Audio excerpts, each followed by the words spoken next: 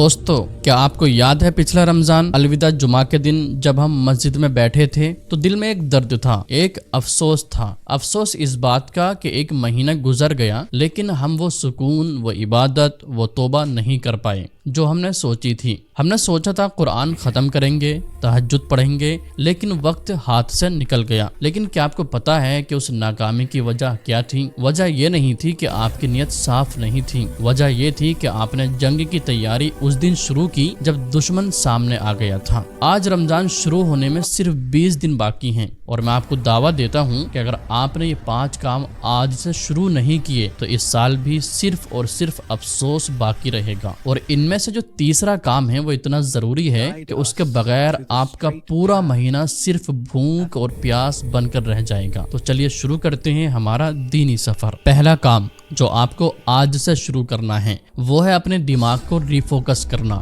ہمارا دماغ آج کل شارٹ فارم کنٹینٹ یعنی ریلز، شارٹس کا عادی ہو چکا ہے۔ ہم 15 سیکنڈ سے زیادہ ایک جگہ دھیان نہیں لگا پاتے۔ اگر آپ نے آج سے اپنا اسکرین ٹائم کم نہیں کیا تو رمضان میں جب آپ قرآن کھولیں گے تو آپ منیمم 5 منٹ کے بعد آپ کا ہاتھ خود بخود فون کی طرف چلا جائے گا۔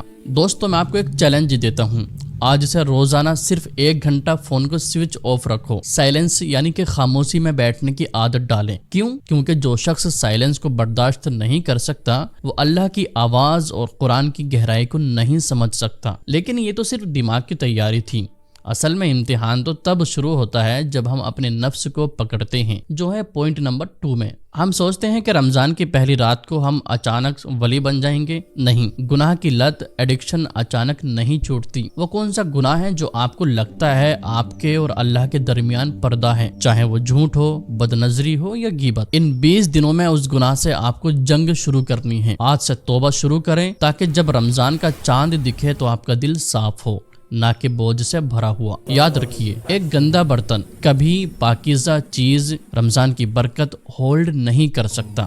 لیکن رکیے، کیا آپ کو لگتا ہے صرف گناہ چھوڑنا کافی ہے؟ اصل خطرہ تو پوائنٹ نمبر 3 میں ہے، جو 99% لوگ بھول جاتے ہیں۔ یہ وہ پوائنٹ ہے جس پر سب سے زیادہ لوگ فیل ہوتے ہیں۔ رمضان میں ہمیں سستی کیوں آتی ہے؟ کیونکہ ہمارا جسم، باڈی اچانک چینج کو ایکسیپٹ نہیں کرتا۔ آج سے ہی اپنی نیند اور کھانے کے وقت کو شفٹ کرنا شروع کریں، چائے کافی کی انٹیک کو کم کریں اور فجر کے بعد نہ سونے کی پریکٹس شروع کریں۔ کیونکہ اگر آپ رمضان کے پہلے 10 دن صرف سر درد اور سستی میں نکال دیں گے تو رحمت کا عشرہ ہاتھ سے نکل جائے گا۔ اس پوائنٹ کو ہلکے میں مت لیں، یہ آپ کے پورے مہینے کی پروڈکٹیوٹی طے کرتا ہے۔ جسم تیار ہو گیا، دماغ تیار ہو گیا، لیکن اس مال کا کیا جو ہم نے جمع کیا ہے؟ پوائنٹ نمبر 4 آپ کی عبادت کی رفتار کو بڑھا دے گا۔ رمضان میں ہم ٹارگیٹ رکھتے ہیں، ایک قرآن ختم کرنا ہے، 2 کرنے ہیں، لیکن کیا ہم نے کبھی سوچا ہے کہ اللہ ہم سے کیا کہہ رہا ہے؟ ان 30 دنوں میں روزانہ صرف 1 رکوع، پیراگراف، ترجمہ اور تفسیر کے ساتھ پڑھنا شروع کریں۔ فائدہ کیا ہوگا؟ جب رمضان میں امام صاحب نماز میں وہی آیت پڑھیں گے تو آپ کا دل تڑپ اٹھے گا، کیونکہ آپ کو سمجھ آ رہا ہوگا بے سمجھ پڑھنا ثواب ہے لیکن سمجھ کر پڑھنا زندگی ہے۔ کیا آپ اس بار صرف ختم کرنا چاہتے ہیں